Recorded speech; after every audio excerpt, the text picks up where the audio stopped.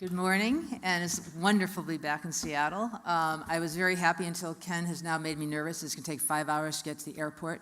So I'm going to talk very, very fast so I can get the hell out of here. Okay, so this is, biobanking is on everybody's mind, and I hate to think how many hours a week I spend on this. And for the agenda here, you can read as well as I. I'm going to spend very little time on why this is important and spend more time on the heartache. And the last bullet is most important. Holly has already covered, I think, what is one of the most challenging of all of these, so thank you very much, Holly. So perks and promises. What does a biobank do? Research needs tissue upon which to do research. And particularly with genetics, the need for tissue has just expanded. So we're going to find out what stuff runs in families. We're going to bring every disease down to a protein level. We're going to understand why it happens in various people and others, with the ultimate goal of better health through better therapeutics and diagnostics. Another thing that always comes in when you talk about tissue banking is personalized medicine. So I just have a few slides here. This is my approach to personalized medicine. Since I have the microphone, this is your approach to personalized medicine. These people like personalized medicine, therefore so do we. That's Francis Collins on your far right, who is the head of NIH, and since he signs the checks, sort of, for research, and he likes personalized medicine, we like it also. So there's a lot of national leadership push for the benefits of this. The best definition, Wikipedia. This is my #1 resource for everything. Well, it's so easy, you know. If you can spell, you can get there. But I do think this is a good one. Use of detailed information about a patient's genotype or level of gene expression, their clinical data, in order to select a medication, therapy, or preventative measure that is particularly suited to that person at that time. Who would not sign up for that, right? So how does it work? You have a disease of interest, the green blanket disease. You collect information from every patient who comes in with this disease. You get tissue.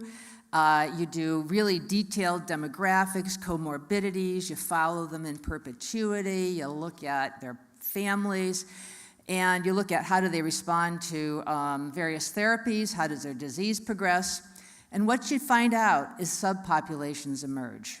It might be that, you know, those who live in the Seattle area are the only ones who are really affected. The rest of the country doesn't even have this disease. How they differ in response to therapies and comorbidities, et cetera. And then what you can do is study these subpopulations. And you look and see, is there a genetic marker for these subpopulations? If there is, you may actually be able to develop what they call a theranostic, which is that last word on that last bullet there, which would be a test to say, okay, you come in with green blanket disease, we're going to do a genetic test on you, and lo and behold, you're one of the light green blanket disease people, and for you, this is the more correct therapy. This is already being done a fair amount in cancer research.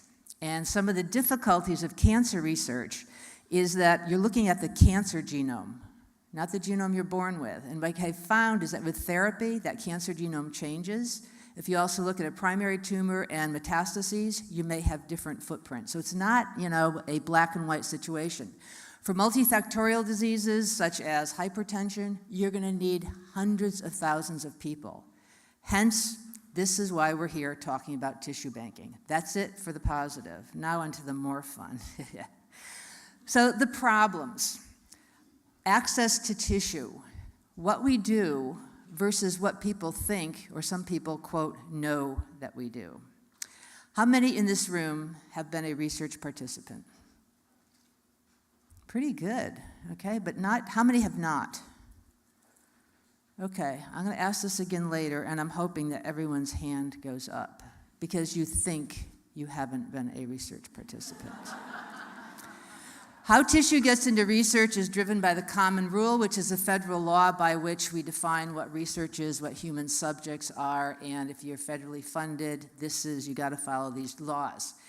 And the definition of human subject is a living individual. HIPAA, which we also have to follow, also covers dead people. Okay, so you already see the regulations are always in conflict. But for the common rule, you have to be living about whom an investigator who's doing research gets data through intervention or interaction. It could be a biopsy, it could be a survey, it could be a telephone call, but you somehow are interacting, or identifiable information.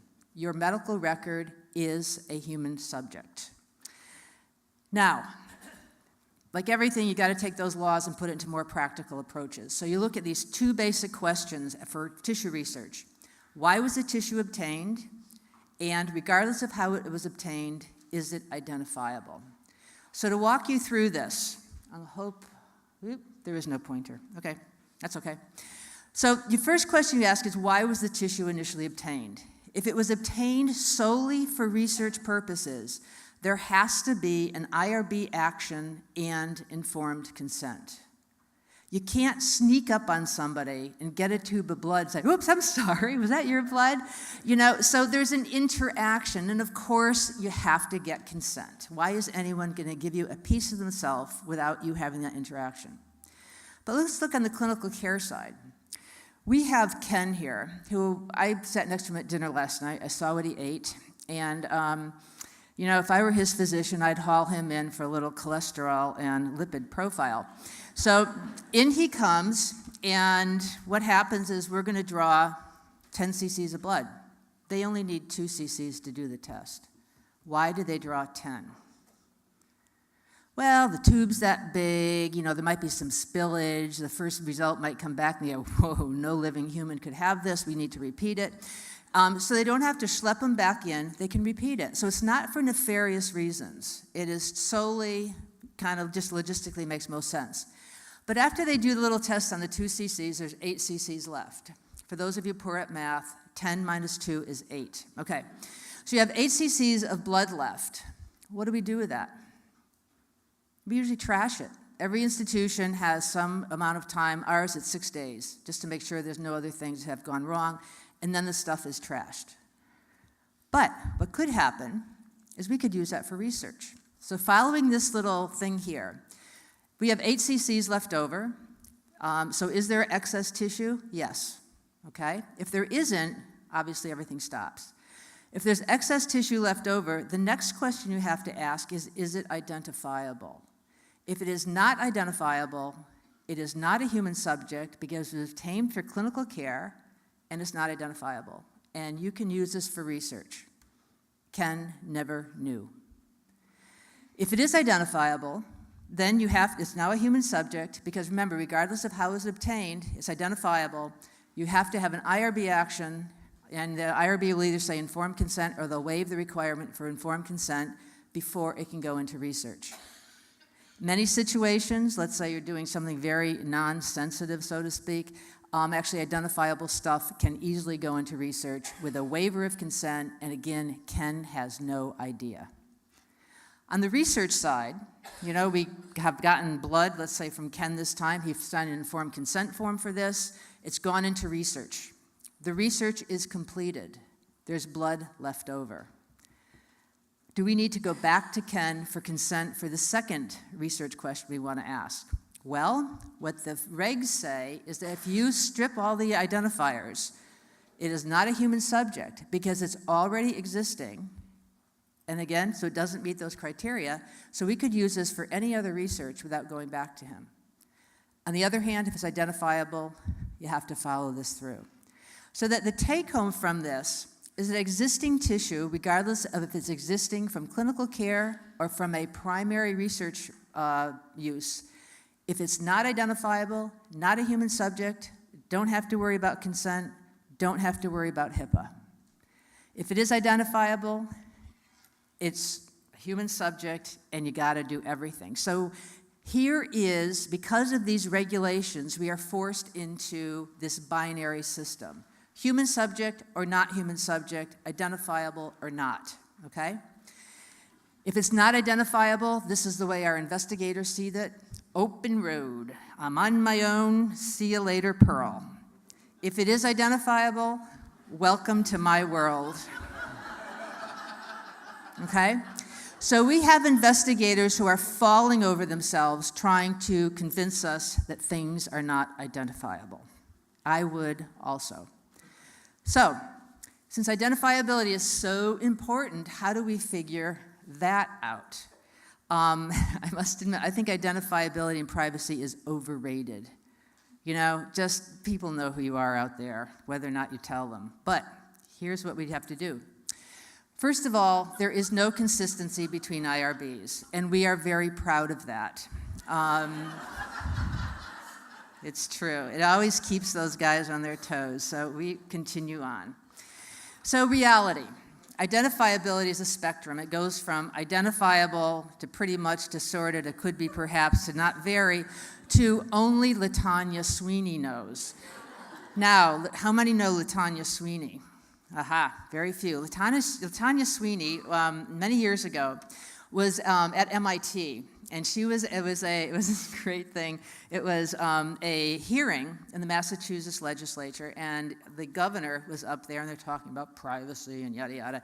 And she just said, could I have your birth date and your zip code?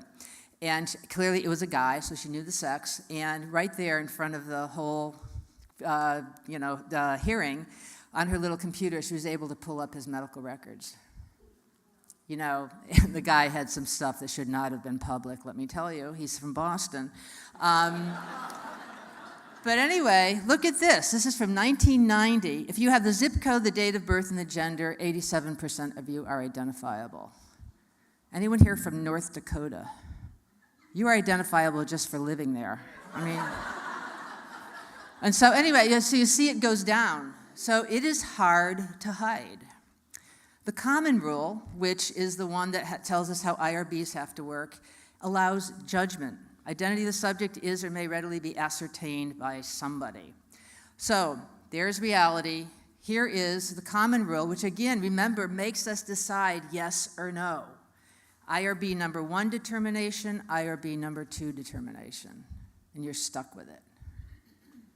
First one was us. We're very nice. Okay, HIPAA. HIPAA is actually a 4-letter word in many ways. This is a weird law.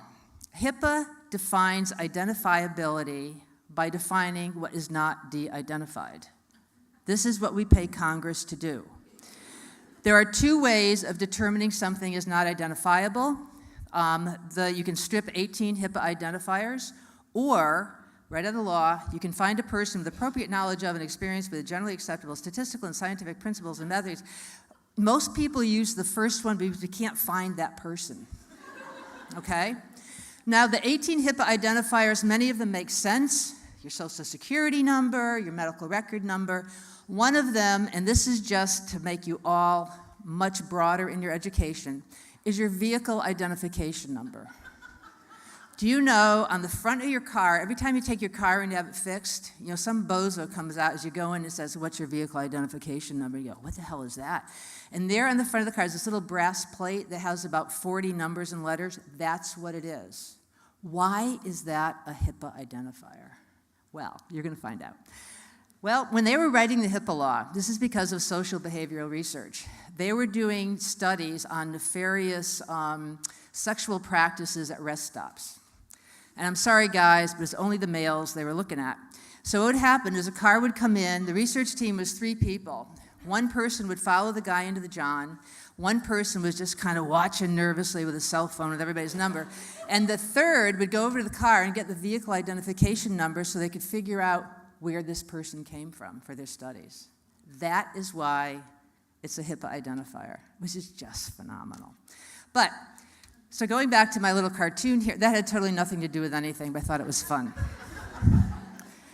So again, against the spectrum, HIPAA, identifiable or de-identified, and then because researchers went nuts with HIPAA, they put in this limited data set. Limited data set, you can have dates and you can have some geocodes.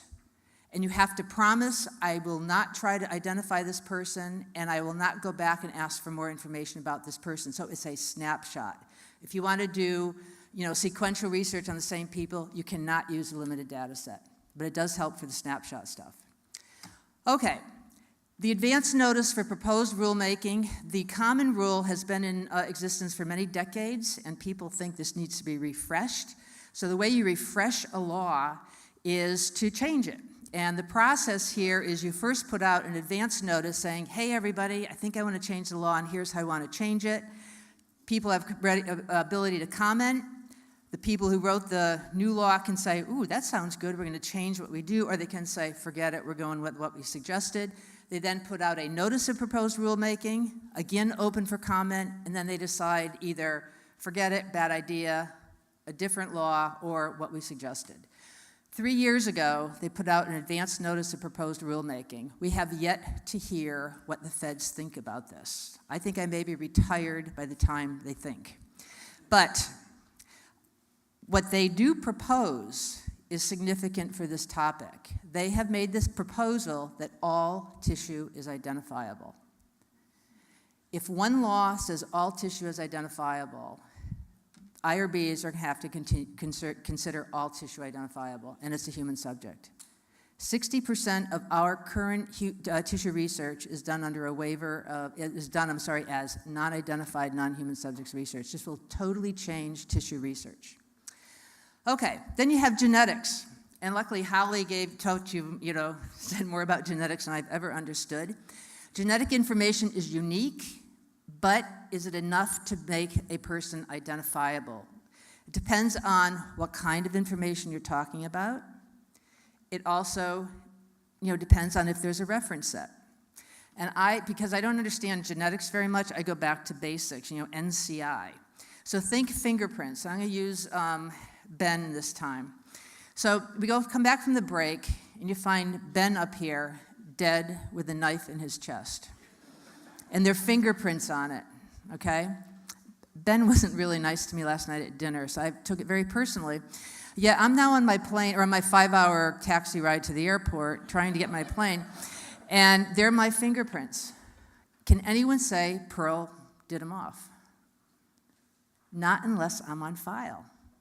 Now, this may not be a surprise to you, but I worked in the post office in college. Hence makes going postal makes sense. So you could find me, okay? So following that, we have a process which we call crimson. Harvard, crimson's a color, so it's kind of cute, so they call it crimson. But remember all that excess blood from clinical care? Think about this river of excess blood going by. We have a process by which, in this example, an investigator can say, I would like 500 specimens of people who have asthma and are on steroids. So we look at the ICD-9 codes, we collect 500, we strip all the identifiers, and they're just labeled 1 to 500. Have a nice day. Not a human subject, but yet it's enough information they can do the research on. This investigator says, I recognize 2 of the people. Can I go back and get more information? And it's because it all came from the same system. He had reference sets. So when people start talking about genetic information should be considered identifiable, it's really triangulating all of these things together. If you just find a drop of blood, no, it is not identifiable. Okay, now, so we go to our geneticists, and we have very smart geneticists. Just ask them. They will tell you readily, and they totally disagree. We have those who say, get a life, it is only theoretically identifiable, and those who say, really, it's going to be identifiable next week, so why not consider it identifiable? So this is what your IRB has to deal with. And remember, we are driven by a binary system of it is or it isn't. So be nice to your IRB members. Do participants care? No. They do not see the difference between identified or de-identified, and I think they've bitten in and swallowed the overpromise of genetics and thinks everything's identifiable. And there's an increasing push to, if not control, at least to know what's happened to their stuff. Maybe not only their stuff, but relative stuff. You have a brother who went and had genetic testing, has Huntington's mutation. What do you think your chances are? That's shared. You have an identical twin, same thing, as well as communities. So you got to really even go beyond just the individual into other areas. So now, how many people think they have participated in research? Every hand should go up. If it's still up, you've been napping or something there, because you are a research participant. So how do we consent people? Very poorly, very poorly. Okay, here's a broad research consent. By signing this consent, you agree to have your specimen placed in a research biorepository for future research on anything by anyone. Now, no IRB would let you do this, but we say the same thing, but in 10 pages, right? Okay, so I'm very trusting. I say, oh yeah, man, I'm really pro-research, so I signed it. Did I know that this blanket consent, they could do a full genome sequence, they could develop a chimera, which is mixing, animals, humans, making Stuart Little here. Creation, it would be a good Stuart Little. Let's not sneer at that. Creation of an immortalized cell line, or creation of a pluripotent cell. A pluripotent cell is a cell that can become any cell in the body, and what investigators are now doing, they can take a cell from you, push it backwards in the developmental stage, and theoretically make any cell at all, including a sperm. Okay? So when I signed this research consent, did I think of this? No, I was thinking cancer, diabetes, heart disease. Which of these should we include? You better get that phone. Okay. Then, here's the other one, and this goes back to the chart I showed you. By signing this consent, I agreed that my specimen will be used for diabetes research. Yes, diabetes is in my family. I want to support this research. I hate oncologists. I don't want my blood to ever go for an oncology study, and I think psychiatrists is, they're just not even physicians, let's face it. But did I know that by after the diabetes research is done, they could just strip my blood of identifiers, and lo and behold, it's going to go to every person I didn't want it to go to. This is okay by the regs. Most institutions will not allow this. At our institution, we go back to the initial consent, and if you consented for diabetes, we will not let it go downstream. But regulatory-wise, it is fine. Okay, let's look at clinical consents. I understand I'm about to have abdominal surgery for a horrible cancer. There are many risks, including, for example, death from anesthesia or the surgery itself. Then on page 3, in 8-font type, is disposition of excess material. And actually, this paragraph is lifted from an academic institution. I understand that blood or other specimens necessarily removed may later be disposed of. These materials may also be used by the hospital or other academic or commercial entities for research, educational purposes, photography. You always have to add photography. I'm never sure why, but somebody likes that word in there. Or other activity, if in furtherance of the hospital's mission. By my signature, this is okay. Have I even read this? No. Okay? But we stand behind this. When you read in the front page of the Seattle Times that your appendix became a sperm. We said, well, you said it was okay. Right. Okay. So what should be in an informed consent form? What is the research? What's a biobank? How the specimens will be stored? How they'll be used? By whom? For what? Potential benefits? Any direct benefit to you? Well, I think you can argue that one. Is return of results a benefit or a risk? Depends. What is required of you? You got to give something, and access to data. So you really have to go through all the requirements in an informed consent form. The risks, tissue acquisition. Now, biobanking, I didn't biobank because I was afraid of the biopsy. We're talking a blood draw, get a life. Tissue acquisition, not really a big risk. Loss of privacy, that's one. And the way is identifiable. My identifier be given to anyone who wants my tissue.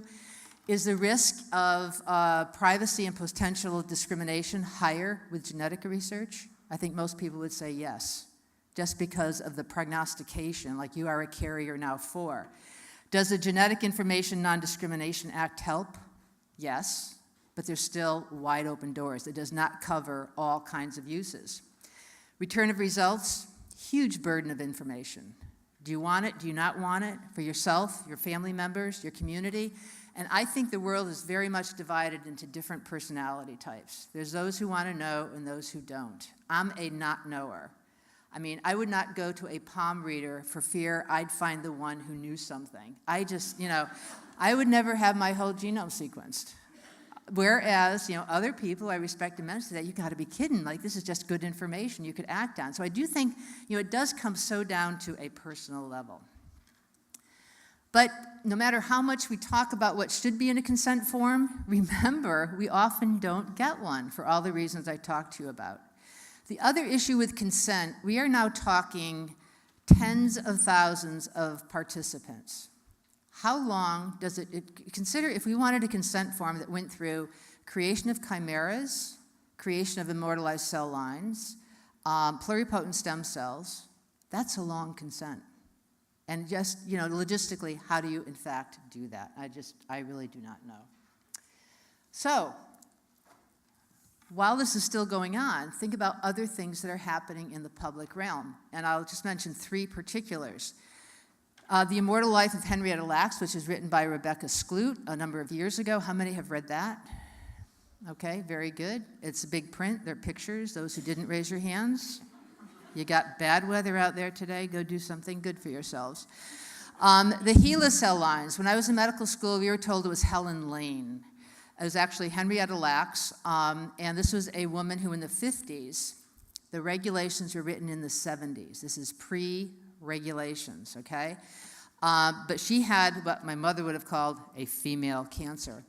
And she was being treated at Johns Hopkins, and they did extra biopsies. Let's say you needed 3 biopsies for your regular care. They did 5. And and it wasn't just it wasn't just Henrietta, but they were trying to create an immortalized cell line and figure cancer is growth gone amok. And if anything is going to be an immortalized cell line, that's where we should start. So she was the first one because of her cancer and likely comorbidities. Her cell line took off like gangbusters and was the first truly immortalized cell line, which got big attention. She never knew about it. Never permission for those excess things, no idea that her cells were going to be used. It was the 50s. There is some time warp here, but the way this was found out is one of her relatives, a few generations down, was sitting in a lecture hall, and someone was talking about the HeLa cell lines and explains who the patient was, and she goes, man, that sounds like my aunt, and goes up afterwards, and lo and behold, it was. And that just brought this, why didn't we know, and there are a lot of weird things that came out about this, but the bottom line was we should have known. Another one, neonatal blood spots. Every state, the kid's barely out, and you got to hurt them by hitting that heel. And this has really been, I think, huge public health importance. But what happens, you put the little blood there on those filter papers. Those are very easy to keep. It doesn't take up much room. You just dry them out. They're perfect. So what people have been doing is keeping those and then going back and saying, this is a great research resource. Think about if you had 1 million blood spots, and 4 years out, you could say, let's see how many kids got acute lymphoblastic leukemia, and let's go back and see if we can find a marker. Hugely important. But consent hadn't been obtained. So in 2 states, there were class action suits, and actually in Texas, they ended up incinerating a huge number of filter papers because families said, I would rather destroy this, not have access to this, than you violate my privacy rights. Now, most states are either getting rid of them and saying we're not going to do research or getting consent, okay? And the last one is the Havasupai Indian tribe and the Arizona State University. The Havasupai Indians live at the bottom of the Grand Canyon. It's a relatively small tribe. There is a lot of diabetes. And they actually had a very good relationship with the folks at the Arizona State University and said, listen, we've heard some Native American groups have a genetic marker for diabetes. Please come study us. So Arizona went in, and the tribe had a very high level of illiteracy, so the consent was oral, and there's been great difficulty finding exactly what that consent said. But what we do have is the consent did have the phrase to study the causes of behavioral medical disorders. It was broader than diabetes. The presumption of the tribe that this was only diabetes, and from here, the story is almost identical to the Henrietta Lacks. The first member of the tribe to go to college is sitting in a lecture hall, and someone talks about migration theory using the Havasupai Indian tribe blood samples. And she goes, I gave blood for that, but it's for diabetes. And lo and behold, It was used for schizophrenia research. It was used to prove that that this group of Indians came over from Asia when the Bering Strait was frozen. They said we did not give permission for this. Now, is this okay by regulation? Yeah, they stripped the identifiers, and it was not a human subject. Unless, is it identifiable because of community? Okay? Bottom line, a lot of money changed hands, and basically the Indian tribe took all the specimens and gave them a proper burial. So, I do these 3 cases out there because they definitely are in the news. I think you need to understand it, and I think the whole concept that people do want at least to know, if not control, what happened. So I think even if the advance notice does not go through and we still can do a lot with de-identified specimens, I do think the expectation is very different than it was even 5 years ago. So where do we go from here? We could maintain the status quo, continue doing what we're doing, and just educate people. I think we talked about that a little bit yesterday. We could say, nope, you got to get obtained consent from every person whose tissue is used in research. The logistics of this are mind-boggling. There is also then the issue, do you allow people to say, well, you can do cancer research but not cardiology research? What if it's a heart tumor? I mean, as soon as you get into those little tiered things, I think they're really hard to figure out. Do you allow people to opt out? You can never use my specimen ever. How do you track that? And then today I opt out because I have no known diagnosis. Tomorrow I get diagnosed with a horrible disease and I'm very now interested in research. How often do you update it? So the logistics of that are difficult. I don't have the answer for this, but I think this is going to be one of the main things that we're going to have to spend a lot of time on. And then I'd just like to spend a few minutes on something that I think is a different problem with biobanking, and particularly the fact that I think biobanking has become synonymous with genetic research. I think we are suffering from what I would call overpromise of genetics, as well as, what I mean here by collision with clinical care, I think genetics in the research environment is way far ahead of genetics in the clinical space. And I think some people are actually going into research because they think, well, my doctor's not going to do it for me, I'll go into research. And I think there is a collision here.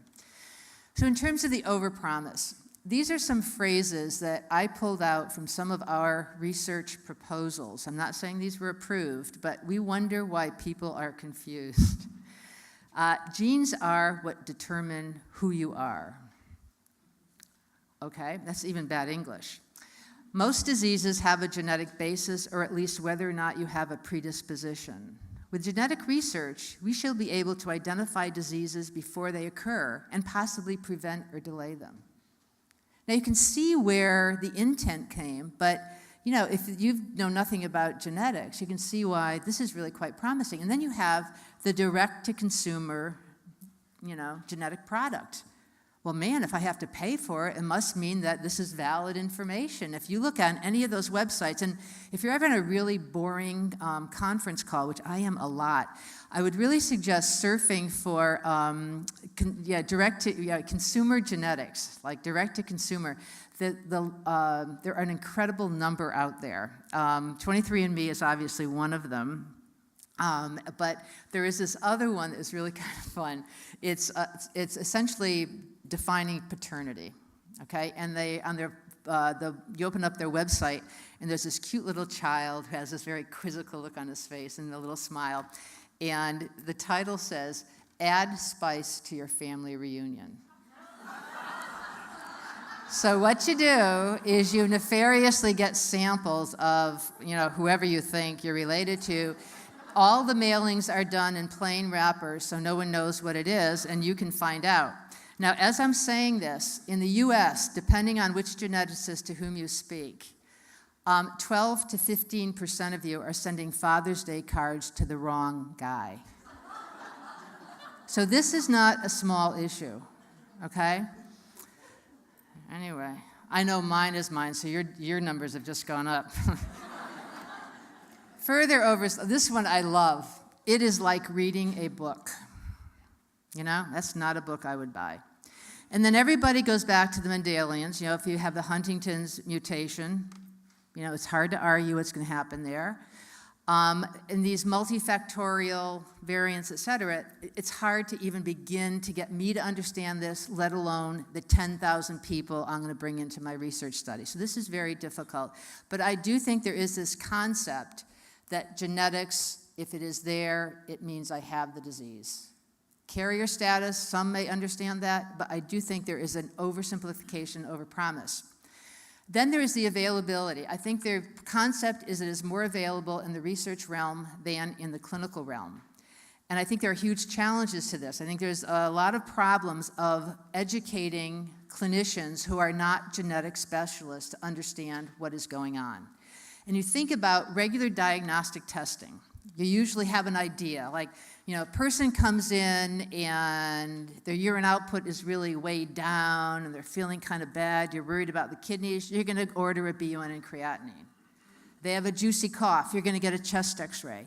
So you are focused, you're targeted in what you're asking for, and there's usually sort of a negative positive that you're somewhat comfortable with. Within genetics, particularly as you go to either whole exome or whole genome sequencing, there's very little limit on scope, if any limit. And then you get the results back, and I love this. It could be positive, uninformative, negative. Well, you don't have the mutation, but we don't know what that means. Truly negative, variants of uncertain significance, and, as was said, as Holly said, check back next week, next year, next decade, because now we might find that that's really a bad thing to have, but today we think it's okay. Go have lunch. So genetic results, I think for clinicians, are extraordinarily difficult if you're not a geneticist. Another area that I found intriguing was, do regular clinicians have not only the expertise but the time? How are they dealing with genetic findings? General practitioners, when you go to see your PCP, you're going to be there about 20 minutes. That includes the weight, the blood pressure, getting undressed, having the exam, talking to the physician, and getting dressed and paying the bill. Not a lot of time to talk about that variant of unknown significance, okay? There's a paucity of genetic counselors. Who do you go to for help? And genetic counselors are way underpaid. And this last one, this study is a little bit old. I hope they're doing better. But look at this. 86% of people in a primary care practice said that when they did do a genetic test, they called the patient by phone to tell them the results, and in most cases, it was the office secretary who called. Hey, that test we did, it's positive. If you have any questions, call us back. Nah, not appropriate. Here's also interesting. How do patients feel that their clinicians are ready or not ready for helping with genetics? They looked at people who had done direct-to-consumer genetic testing, and you can see there the vast majority said that they thought they would share the results with their doctor, but in fact, very few did. And then when they asked, why did you share them with their doctor, a different study, about a quarter said they thought their doctor could help with the interpretation. Only 25%. Look at that last one. I gave my results back because I'd like my doctor to realize that genomic medicine is actually starting to be useful. Okay? You have just flipped. Patients are saying, you got to start getting in the game. And the reason I put this in here is that we are seeing, and I think this is driving a lot of the return of research results. As it's research, is it ready for prime time? Yet I can't get it in prime time, so I really want to do it. So hopefully in the question and answer period, we can go into that in a little bit more detail. Return of research results, thank you, Holly. But I want to tell you two stories on return of research results. And the first one is my personal one. And this is actually, don't worry, I'm not going to die up here. But this was actually a game that was played at a meeting. It was a dinner after the meeting. We're sitting at a table with about 10 people. And it was actually Karen Rothenberg who was the speaker. And on your dish was an envelope, and it said, do not open. So, I wonder what this is, you're doing this, The nice people just sat there, but I'm like, and anyway, so she gets up and she speaks. She said, okay, I want you each to open that envelope, and inside that is another envelope. And on the front of that, as soon as you open it up, it'll tell you what disease runs in your family. And for this exercise, there were only 4 diseases. There was Huntington's, there was hypercholesterolemia, Fragile X, and diabetes, okay? So I opened mine up, and I have Huntington's. She said, if you want to know your result, open the envelope, the next one. Everybody who had hypercholesterol, they're all like, I sat there, thought, Huntington's, do I want to know my result? Well, I finally opened it because I wanted to make sure it was negative, and it was positive. And I just wanted to stuff that puppy back in there. And this was an after-dinner theater. I cannot imagine how people deal with information. You go to the doctor wanting to be told you're fine. You're not going there for, ooh, you're fine, except for that liver nodule, which might be cancer. It's like you're not prepared for that. And I think in genetics, it's stuff you hadn't even thought about. And then this was a study that was being done. It was an example, and I kind of changed some of the details. But it was a study looking at effect of getting genetic results. And in this study, they were looking at 20 common variants. And as you came in, you could say, I only want to get these 2, or you could get all 20. And ApoE was one of them. And with ApoE, if you get a double hit, your possibility of getting Alzheimer's disease is increased by somewhere 10 to 15 times, not percent, but times. So Ms. Green, her mother and 2 maternal aunts died of Alzheimer's disease, and she was 50. And she wanted to know if she was at high risk because she needed that information for life planning. She came back with a double hit of ApoE and essentially planned in a very harsh way. She'd said, she would plan a suicide once she got symptomatic. But for her, it was empowering. Mr. Blue worked in an office, and his desk mate says, hey, there's this study. You got some diabetes. Why don't you come? This is kind of fun, genetics. This is great. So he goes, yeah, and he's healthy. He marks, give me everything back because I'm just healthy and I'm just doing this for fun. He gets a double hit of ApoE, and it devastated him. He lost his job, he lost his wife. It's like, this is all I can think about is I'm now getting Alzheimer's. Same information, very different impacts. And once it's out there, you can't put it back in. So, to finish, final comments, tissue is needed for research. A lot of tissue is needed for research. I think genetics highlights challenges that we've never really gotten our arms around, such as identifiability, who is a subject when you're talking about communities, return of research results, informed consent, and I think the public needs and expectations are definitely changing and absolutely need to be addressed. So I see it, and this year with all the horrible weather, I must admit this slide is becoming more real. So the perfect storm, we have genetic risk, identifiability, secondary use, return of results, and these are coalescing. And in that little building is your IRB office. It's true. So I will stop there, and thank you very much.